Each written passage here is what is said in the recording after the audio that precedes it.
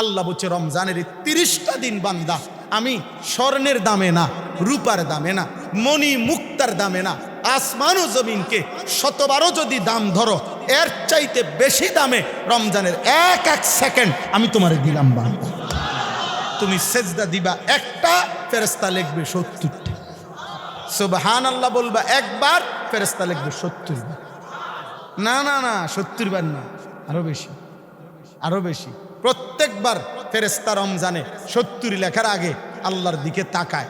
হাদিসের বক্তব্য, ফেরেশতা আল্লাহর দিকে তাকাইয়া বলে আল্লাহ 70 লিখতাম নি ওনার লাগে।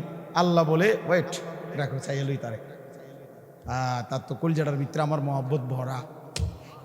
তে সারাদিনে একটা মিছা কথা কইছে না, একটা বার নারী দেখে নাই, একটা টাকা হারাম নেয় নাই, একটা মিনিট 100 গ্রামও ওজনে কম দেয় নাই, চোখটা নামাইয়া রাখছে। ফেরেশতা বলস কি, এক সেজদা 70 দিলে হয় আমার এমন বান্দারে 700 লেখা না, 7,000, 70,000, 7 লাখ, 70 লাখ, 7 কোটি, 70 কোটি, 70,000 কোটি। খোদার কসম কখনো কখনো আল্লাহ বলে ফেরেশতা তুমি কলম রাখো, সাআক্তুবু আমি আল্লাহ লিখব।